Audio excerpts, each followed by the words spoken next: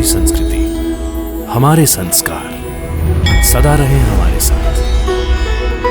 भारत की पुरातन गाथाएं और महान संतों की वाणी।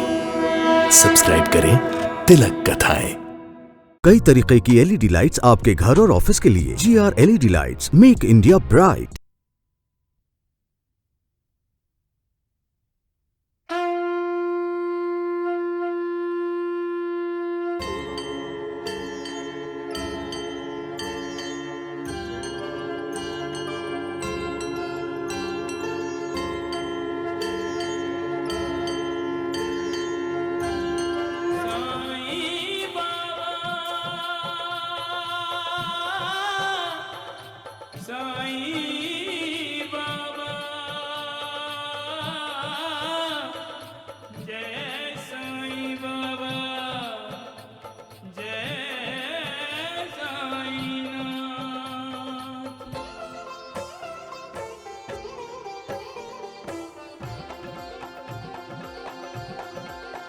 साईं राम साईं श्याम दुख भंजन तेरु नाम।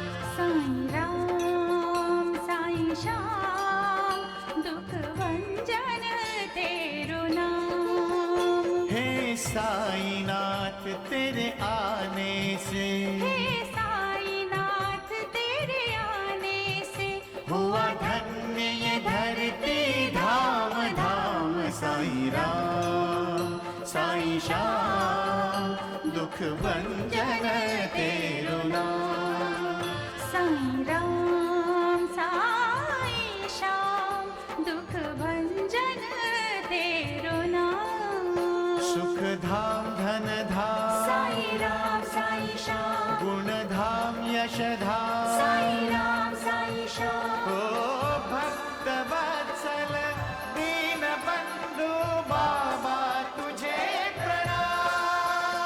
साईं बाबा तुझे प्रणाम। साईं बाबा तुझे प्रणाम।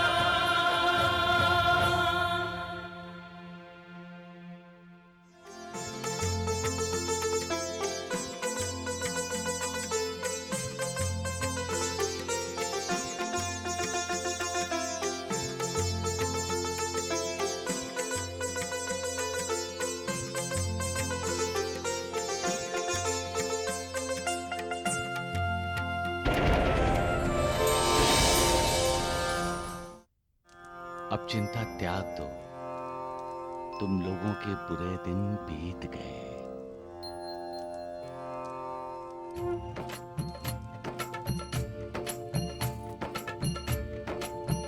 वो मालिक तुम्हारी इच्छा पूरी करे।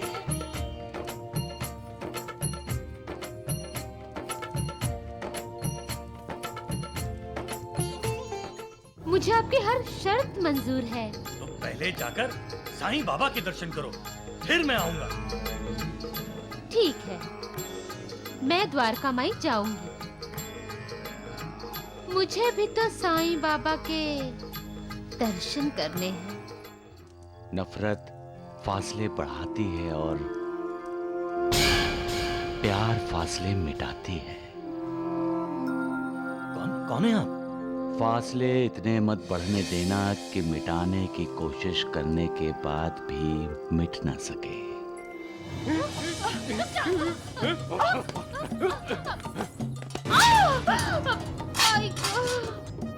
ये दूसरी बार है कि मैं द्वारका माई नहीं जा सकी। वैजी, सुंदराबाई आज नाच सकेगी ना? ना ना ना ना ना, बिल्कुल भी नहीं। कोशिश भी मत करना, समझी? हाँ?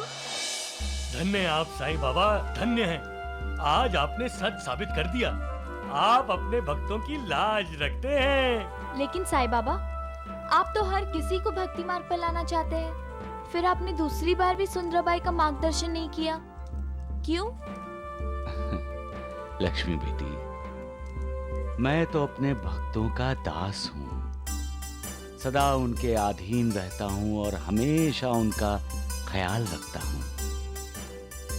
वो चाहे मुझसे कितनी भी दूर क्यों ना हो, उनके पुकारते ही मैं तत्काल उनके पास पहुंच जाता हूँ। क्यों किया ऐसा? मैंने कुछ नहीं हाँ? किया। बोल, मैंने कुछ क्यों नहीं किया किया। तूने ऐसा? झूठ बोलता है, झूठ बोलता है। मैंने तुझे मना किया था ना? बता, पड़ोसियों का अपमान करता है, पड़ोसियों का अपमान करता है। नहीं किया, मैं तो उल्टा जवाब देता है, उल्टा जवाब देते हैं उन्हें। यही सिखाया था तुझे मैंने। बता, क्यों अपमान किया उनका? बता, क्यों अपमान किया उनका? यही सिखाया था तुझे। बता। भाभी ये क्या कर रही हैं आप? बच्चा है, इससे गलती हो भी गई तो क्या हुआ? नहीं, देख निर्मला, तुझे हमारी जाती जिंदगी में दखल देने का कोई अधिकार नहीं है। अच्छा, तो आप मेरा गुस्सा इस मासूम बच्चे पर उतार रही हो? तुम मेरी माँ नहीं हो। माँ कभी अपने बच्चे को नहीं मारती। चाची मेरी माँ है, मैं चाची के साथ ही रहूंगा, तुम्हारे साथ नहीं रहूंगा। तुम मेरी माँ नहीं हो। चुप हो जाओ, मत रो, तुम मेरे साथ चलो। हाँ?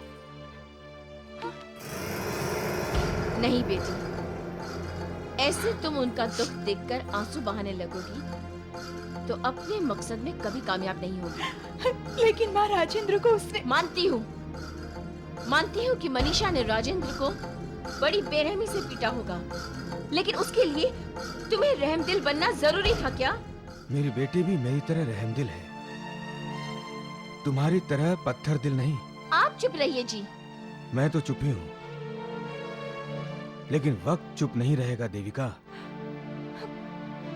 देखना, जब वक्त बोलना शुरू करेगा ना, तो तुम्हें मुंह खोलने नहीं देगा। वक्त तो उनका होता है जो वक्त को अपनी मुट्ठी में रखते हैं। निर्मला, अगर तुमने रामलाल जी को सब कुछ बता दिया होता तो हमारी मुश्किलें और भी आसान हो जाती। रामलाल जी जान जाते कि उन्हें तुम्हारी और श्याम सुंदर की जिंदगी में दखल नहीं देना चाहिए। वो खुद अपने आप तुम लोगों से दूर हो जाते। जब तक तुम उन्हें अपने से दूर नहीं करोगी, तुम अपनी मंजिल से दूर रहोगी। और तुम्हारी मंजिल राजेंद्र साइकिल्स है। अपना सारा ध्यान उस पर रखो। किस किस के कंधों पर पाँव रखकर चढ़ना है, उनकी फिक्र मत करो। जो दूसरों को दुख पहुंचाता है वो मुझे दुख पहुंचाता है, और जो खुद दुख बर्दाश्त करके दूसरों को सुख पहुंचाते हैं वो लोग मुझे प्रिय हैं। ऐसे लोग महात्मा होते हैं। हमें जो मनुष्य जीवन मिला है उसे सत्कर्म करने में और ईश्वर की आराधना करने में लगा देना चाहिए। अच्छे कर्म करो, अच्छी बातें बोलो, अच्छा सोचो।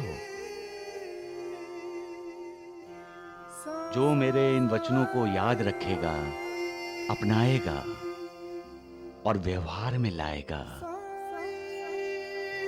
उसका कल्याण निश्चित है। सबका मालिक एक। रतन जी,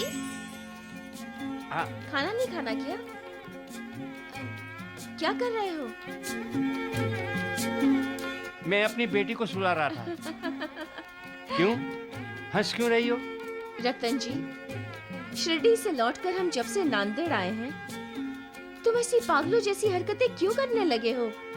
अब मुझे तुम्हारी फिक्र होने लगी है। क्यों? माँ मैं अभी तक बनी नहीं, और तुम ये मानकर चल रहे हो कि हमें बेटी ही होगी।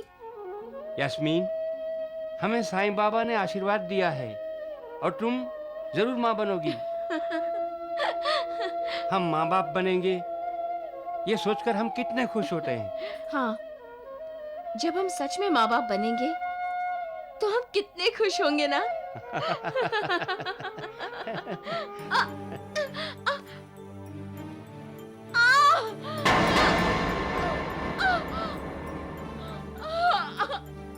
यास्मीन! रतन जी!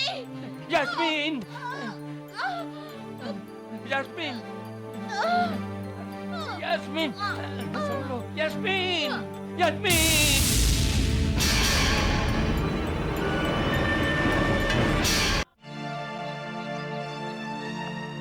डॉक्टर साहब, रिपोर्ट क्या कहती है? आप आइए, मैं बताता हूँ। नहीं रतन जी, ऐसा कुछ नहीं है। ये मां बनने वाली नहीं है।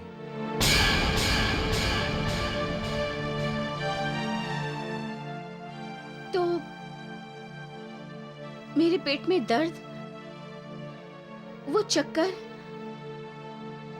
मैं आपको किसी धोखे में नहीं रखना चाहता। दरअसल आपकी पत्नी के पेट में एक मांस का गोला बन गया है।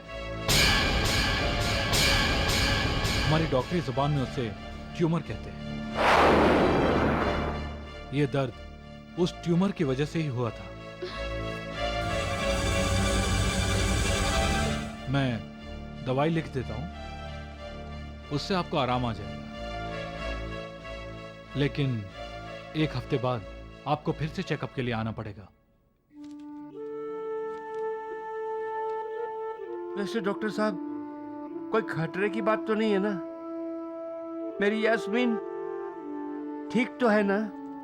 हाँ, ठीक है यास्मीन। अच्छा साहब, डॉक्टर साहब,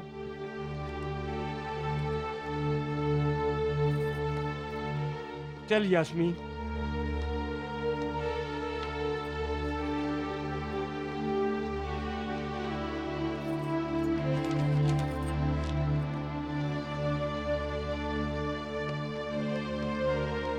अरे क्या हुआ?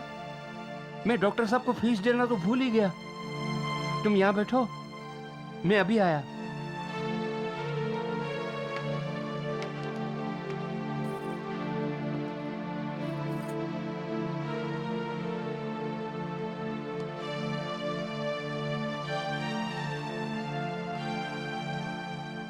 डॉक्टर साहब। अरे क्या हुआ? डॉक्टर साहब, मैं जानता हूं आप मुझसे कुछ छुपा रहे हैं। यास्मीन को क्या बीमारी है, आप मुझे बताइए ना। देखिए, अब तो यहाँ यास्मीन भी नहीं है। रतन जी, बीमारी बहुत गंभीर है। मतलब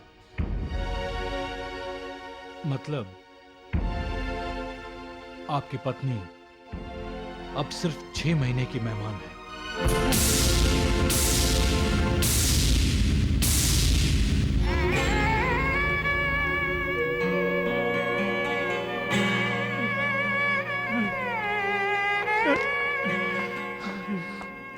मुझे बहुत अफसोस है रतन जी, लेकिन अपने आप को संभालो। कैसे संभालूं डॉक्टर साहब? यास्मीन, मेरी यास्मीन मेरी जिंदगी है, मेरी जान है वो।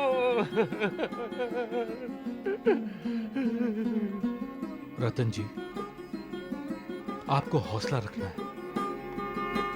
आने वाले 6 महीनों में आपको ही अपनी पत्नी की देखभाल करनी है। आपको ही उनके सुख का ख्याल रखना है।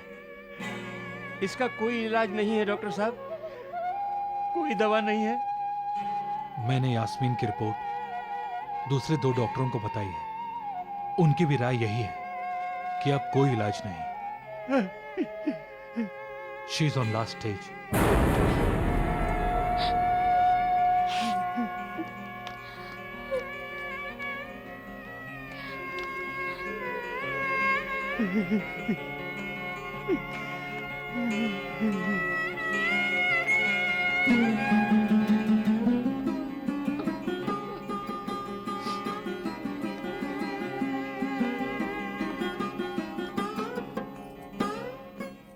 फीस दे दी?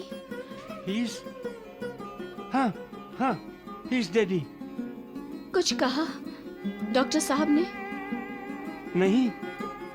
हाँ हाँ, डॉक्टर साहब ने कहा यास्मीन बिल्कुल ठीक हो जाएगी, फिर तुम माँ बनोगी, हमारे घर में बच्चा खेलेगा।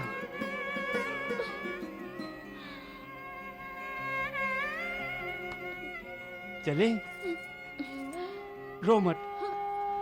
अरे अभी अभी तो तुमने मुझे बताया कि डॉक्टर साहब ने कहा है मुझे कुछ नहीं हुआ, फिर भी तुम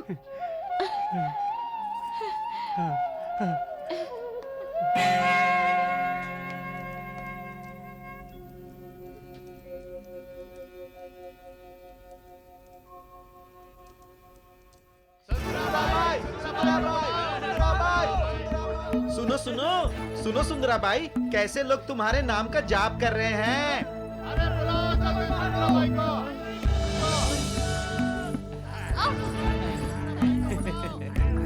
देखो देखो सुंदराबाई सुंदराबाई सुंदराबाई सुंदराबाई सुंदराबाई। द्वारिकानाथ जी, पूरे शिरडी वाले मेरा नृत्य देखने आए हैं। निसंदेह निसंदेह। आज मैंने साईं बाबा को मात दे दी। वैद्य जी, जब पूरे शिरडी निवासी मेरा नृत्य देखना चाहते हैं तो मैं जरूर नाचूंगी। बिल्कुल।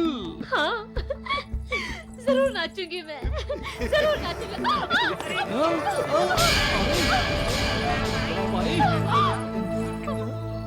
क्या हुआ? ये क्या किया तुमने रंजना? सिर्फ सुंदराबाई को ये एहसास दिलाया है कि वो नृत्य नहीं कर सकती। इनके पाँव में मोच आई है। इस वक्त अगर ये नाचने की कोशिश भी करेंगी तो इनके पाँव का दर्द बढ़ जाएगा और हो सकता है कि 2 दिन की बजाय सुंदराबाई 2 महीने की। अब भी वक्त है सुंदराबाई, साईं बाबा की महिमा को जान जाओ। सुंदराबाई, जब तुम नृत्य कर सकती थी तब कोई तुम्हारा नृत्य देखने नहीं आया, और अब जब तुम नृत्य नहीं कर सकती, सारा पंडाल लोगों से भरा हुआ है। तुम समझती हो तुमने साईं बाबा को मात दे दी? नहीं सुंदराबाई, नहीं। अरे राम राम राम, अरे तुम सुंदराबाई की साथी हो या शत्रु हो?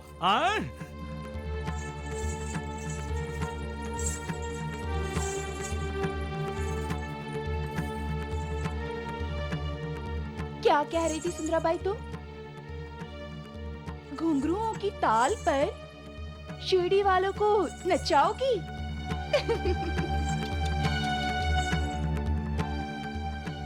लेकिन अफसोस, तुम दूसरों को कैसे नचा सकती हो जबकि तुम खुद ही नाच नहीं सकती। राम राम राम राम। सुंदराबाई, तुम्हारी ये साथी हद से बाहर जा रही है। हाँ, वो भी मेरे सामने। मेरा मतलब है हम सबके सामने तुम्हारा अपमान कर रही है। लेकिन मैं इसका सम्मान करना चाहूंगी। घुंघरू मुझे दो।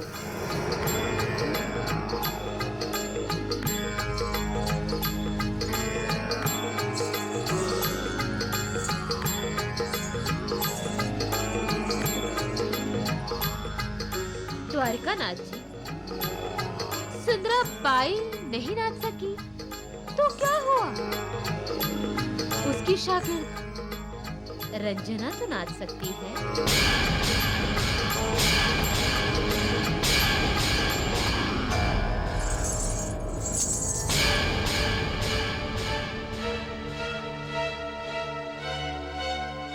घुंघरू बांधो। अरे राम राम राम, लेकिन सुंदराबाई, इसे तो नाचना ही नहीं आता। हाँ, फिर ये कैसे नाचेगी बताओ? जरूर नाचेगी, इसे नाचना ही होगा। सुंदराबाई क्या कह रही हो? लोग इसकी धज्जियां उड़ा देंगे। कैसे उड़ा देंगे? इसके साईं बाबा है ना इसे बचाने वाले। ये साईं बाबा को अपना गुरु जो मानती है, अब वही साईं बाबा इसे नृत्य सिखाएंगे और करवाएंगे। घुंघरू बांधो रंजना। आज मैं उसी नर्तकी का सम्मान करने के लिए तुम्हें घुंघरू बांधने को कह रही हूँ।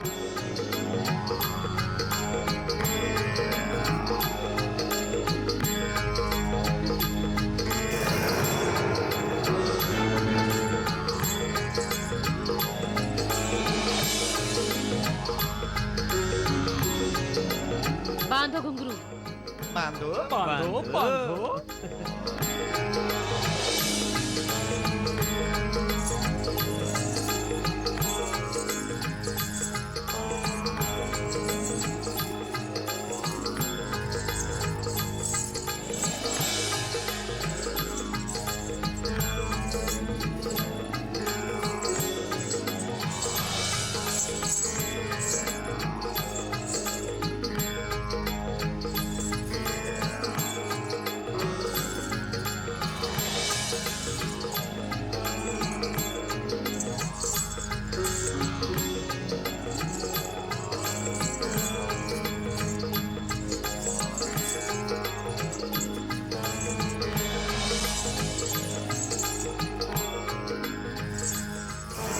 अरे राम राम सुंदरा भाई, ये तो सचमुच नाचने के लिए जा रही हैं।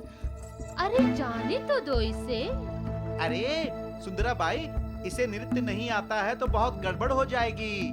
लोग जूते फेंकेंगे। तो क्या हुआ?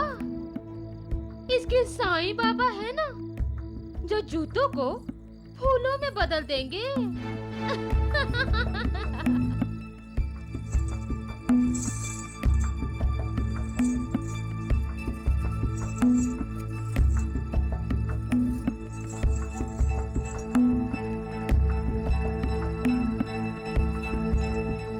जाओ रंजन, नृत्य शुरू करो।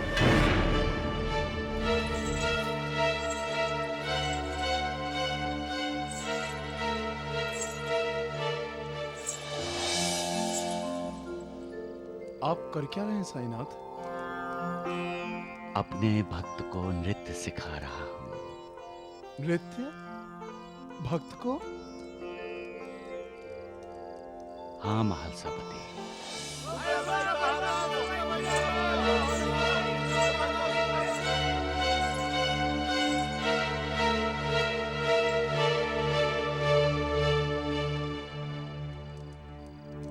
राम राम राम। सुंदरा भाई, वो तो जाकर खड़ी हो गई, पैर ही नहीं हिला रही है।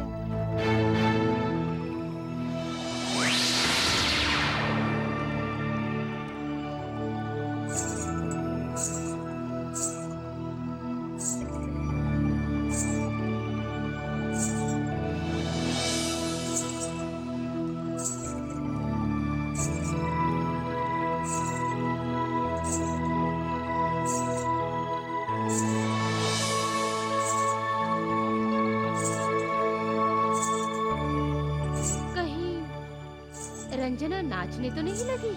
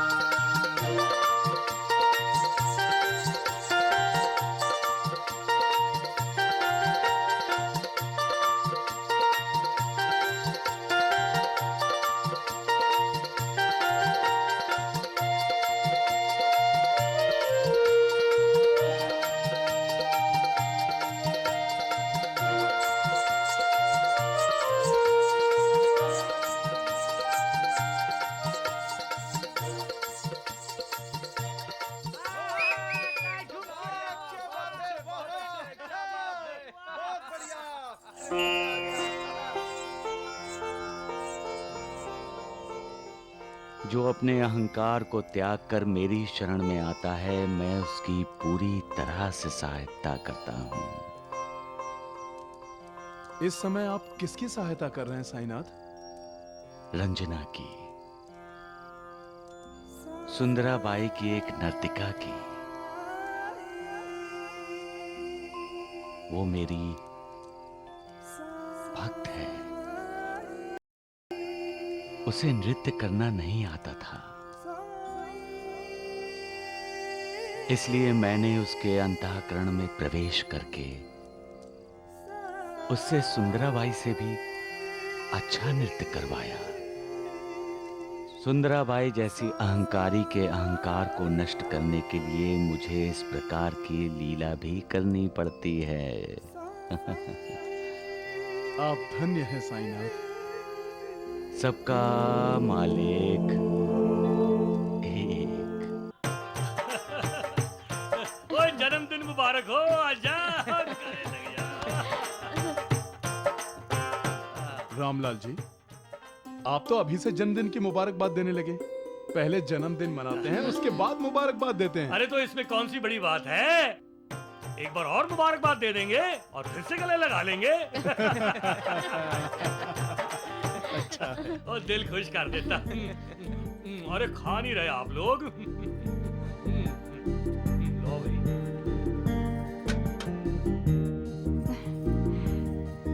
जन्मदिन मुबारक हो जी। निर्मला, तुम ही पहना दो ना अंगूठी। अरे बेटी, जब श्याम सुंदर कह रहा है तो पहना देना।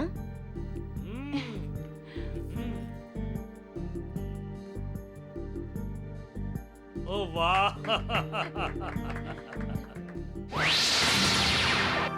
रामलाल, तुम्हारे लिए आज का दिन शुभ नहीं है रामलाल, सावधान। बाबा,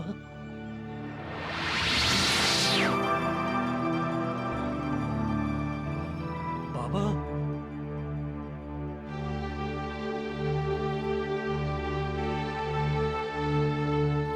बाबा, बाबा, बाबा, कहाँ हैं आप बाबा?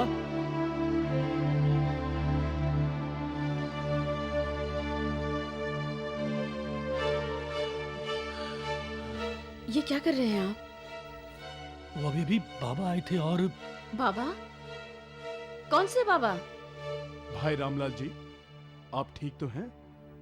बाबा ने मुझे सावधान क्यों कहा? आज का दिन मेरे लिए शुभ नहीं है। इसका मतलब है कि आज कुछ अशुभ होने वाला है। कहाँ खो गए आप?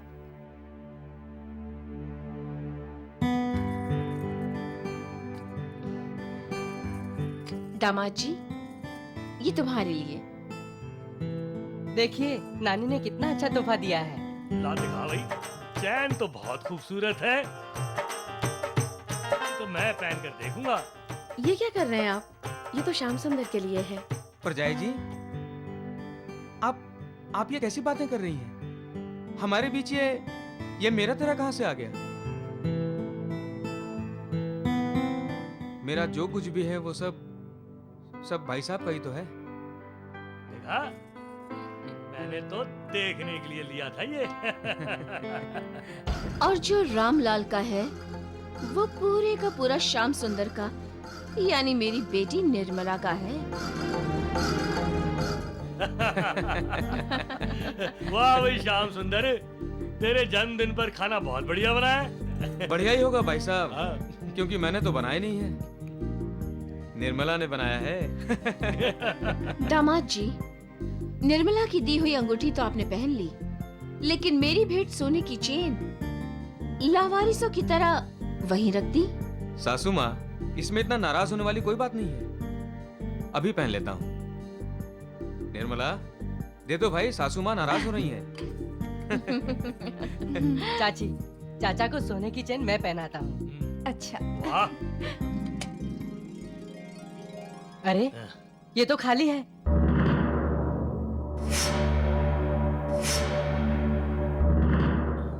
इसमें सोने की चेन नहीं है।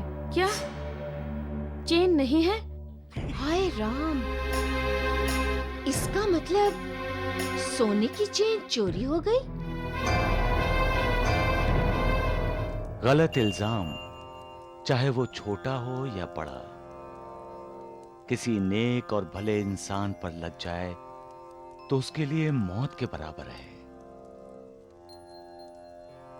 मैं तुम लोगों को राजा विक्रमादित्य की कहानी सुनाता हूं। राजा विक्रमादित्य एक नेक और भले इंसान थे लक्ष्मी। एक दिन राजा विक्रमादित्य किसी दूसरे राज्य में गया। वहां की राजकन्या उस पर मोहित हो गई। रात को उस राजकुमारी ने अपने मोतियों का हार राजा विक्रमादित्य के कमरे में एक कील पर टांग दिया। रात में अचानक अनहोनी हो गई। अनहोनी क्या बाबा? दीवार पर एक राजहंस की तस्वीर लगी हुई थी। अचानक तस्वीर का राजहंस जिंदा हो गया और एक एक करके मोती खा गया। अगले दिन राजकन्या के मोतियों के हार की चोरी का इल्जाम राजा विक्रमादित्य पर लग गया। राजा विक्रमादित्य ने कहा कि तस्वीर का राजहंस मोती निकल गया। किसी ने उस पर विश्वास नहीं किया। बाबा, आज अचानक आपने ये कहानी हमें क्यों सुनाई? इसका कोई न कोई तो तात्पर्य है साईनाथ। महालसापति, जब ग्रह दशा ठीक नहीं होती तब कुछ भी हो जाना संभव है। इतने बड़े राजा पर भी चोरी का इल्जाम लग सकता है। चोरी? लेकिन कैसे हो सकती है? कोई बाहर वाला तो आया नहीं यहाँ पर। मैं भी तो यही कहना चाहती हूँ। लेकिन ये डब्बा तो यहीं था ना सासू माँ? लेकिन मनीषा जी, आप जरा आइए मेरे साथ।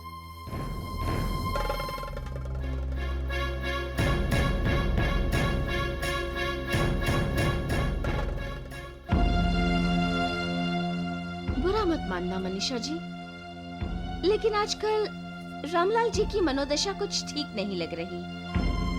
अकेले में बात करते हैं, फिर बाबा बाबा पुकारते रहते हैं। उन्हें कोई बाबा दिखाई देता है जो किसी दूसरे को दिखाई नहीं देता। आप कहना क्या चाहती हैं? सोने की चैन का बाबा से क्या संबंध है? नाराज मत होना, ऐसा होता है। क्या होता है? देखिए, आपने भी देखा है रामलाल जी को कैसे वो चेन पहनकर देखना चाहते थे, क्योंकि वो चेन उनको बहुत पसंद थी। अब मैं कह रही हूँ कि कहीं रामलाल जी ने वो सोने की देविका भाभी, माफ करना, मुझे ऐसा लगा इसलिए मैंने आपको अकेले में कहा, सबके सामने नहीं बोली। वैसे मैंने सुना है कि रामलाल जी की चोरी करने की आदत बचपन से ही है, क्योंकि वो जब बॉम्बे आए थे तो अपने ही घर के पैसे चुरा कर भागे थे। है ना मनीषा जी? अब बुरी आदत इतनी आसानी से पीछा नहीं छोड़ती है ना। आप तो उनकी पत्नी हैं, आपको तो उनके बारे में सब कुछ पता होगा। तो फिर आप ही किसी भी बहाने उनकी तलाशी ले लीजिए। हम पूछने जाएंगे तो उन्हें बुरा लगेगा। समझ गई ना मनीषा जी?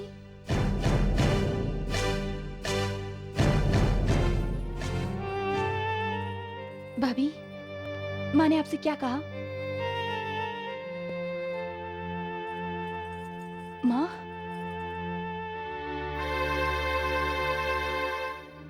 जरूर सोने की चेन के बारे में पूछा होगा। कहीं उन्हें तुम पर शक तो नहीं है?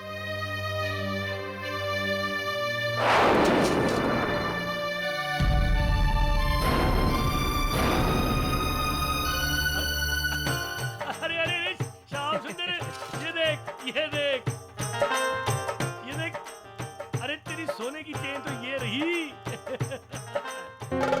लेकिन पिताजी, चैन तो आपकी जेब से गिरी है। मेरी जेब से?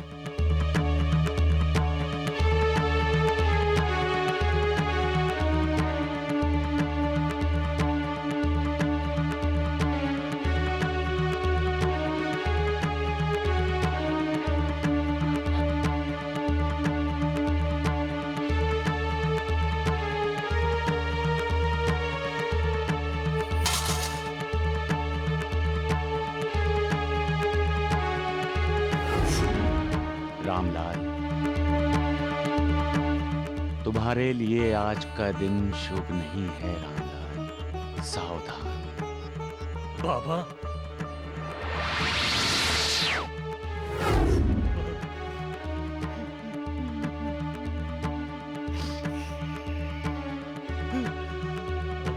कोई पराया हमें धोखा देता है या हमसे दगा करता है तो हमारा दिल इतना बेचैन नहीं होता। क्यों? क्योंकि वो हमारा अपना नहीं है। हमने उस पर विश्वास नहीं किया था। लेकिन जब कोई अपना हमें धोखा देता है तो हमारा दिल टूट जाता है। इसे हम क्या कहते हैं? विश्वासघात। विश्वासघात कौन करता है? हमारा मित्र पति पत्नी का मित्र है और पत्नी पति की। पिता पुत्र का मित्र और पुत्र पिता का। इन रिश्ते नातों में, संबंधों में मित्रता की सुगंध है। मित्र का मतलब है विश्वास।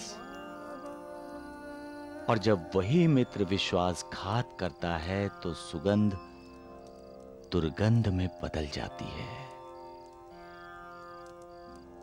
इसलिए हमेशा मालिक पर विश्वास करो। मालिक कभी अपने भक्तों से विश्वासघात नहीं करता। जो उस पर विश्वास करता है उसका वो कल्याण करता है। श्रद्धा और सबरी, यही एक कल्याणकारी मंत्र है। सबका मालिक एक। निर्मला, जो काम तुम नहीं कर सकी वो मैंने यूं कर दिया। रामलाल और श्याम सुंदर के बीच नफरत के बीज बो दिए हैं मैंने। क्या? लेकिन माँ, तुमने ये किया कैसे? अरे ये तो बहुत ही आसान था। सबके सब खाना खा रहे थे और मैंने चुपके से सोने की चेन रामलाल की जेब में सरका दी। अब सालों से बने और जुड़े रिश्ते टूटेंगे और बिखरेंगे भी, क्योंकि श्याम सुंदर जी का जो रामलाल जी पर विश्वास है वो टूट जाएगा। हाँ, कांच, इज्जत और विश्वास एक बार टूट जाए ना तो दोबारा जुड़ने में बहुत मुश्किल होते हैं, समझी?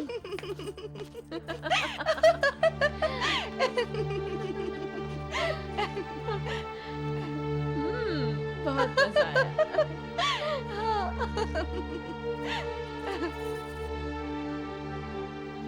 श्याम सुंदर, अरे भाई साहब बैठिए ना।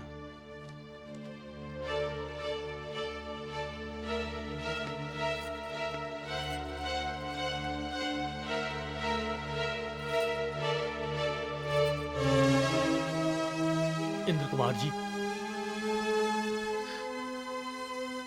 मैं बहुत परेशान हूं। मैंने जिंदगी में कभी झूठ नहीं बोला, किसी दूसरे की चीज पर बुरी नजर नहीं डाली, लेकिन इससे मैं बहुत परेशान हूं। मेरी तो समझ में नहीं आ रहा है कि ये सब क्या हुआ है। ये सब चेन और खैर इंद्र कुमार जी, ये देखिए श्याम सुंदर के लिए मैं बाजार से उससे भी भारी चेन लेकर आया हूँ। देखिए देखिए मैं उसके लिए इससे भी भारी चेन लेकर आया हूँ। देखिए ये सारी चेनें उसके लिए हैं। ये सब उसे दे दूंगा, मैं ये सब चेन उसे दे दूंगा। रामलाल जी, आप एक बात भूल रहे हैं। दूध में अगर खटाई पड़ जाए तो दूध फट जाता है। मन के रिश्तों में अगर अविश्वास पैदा हो जाए तो मन खट्टा हो जाता है। और लाख कोशिश करने के बाद भी फटा दूध और खट्टा मन पहले जैसा नहीं रहता। समझ गए ना?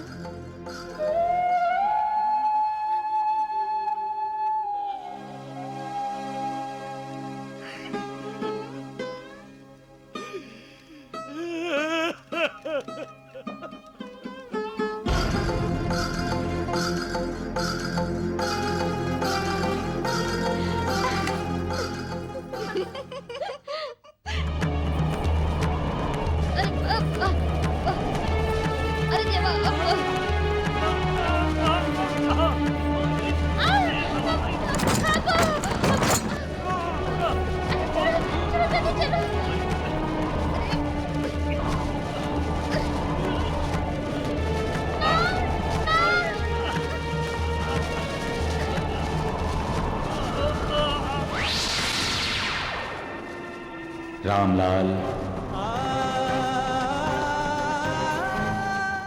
इतनी जल्दी हार मान ली? रामलाल, इंसान की जिंदगी एक कुरुक्षेत्र ही है, जिस पर इंसान को भावनाओं का महाभारत लड़ना ही पड़ता है। कभी अपनों के साथ और कभी कभी अपने आप से भी।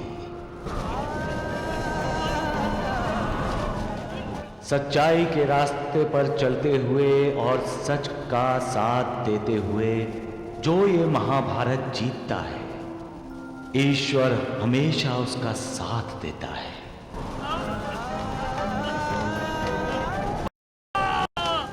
ये युद्ध अनोखा युद्ध है रामलाल।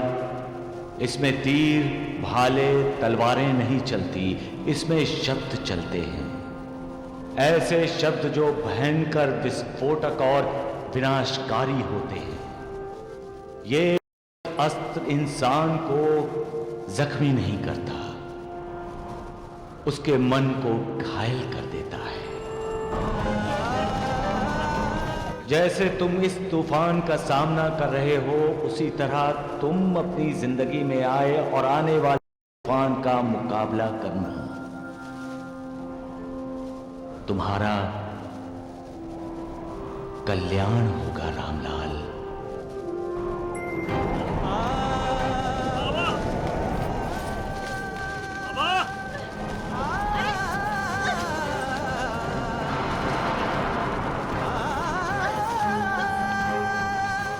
मनीषा, फटा दूध और फटा मन कभी वापस नहीं मिलता। फटा दूध कभी वापस नहीं होता और फटा मन कभी वापस नहीं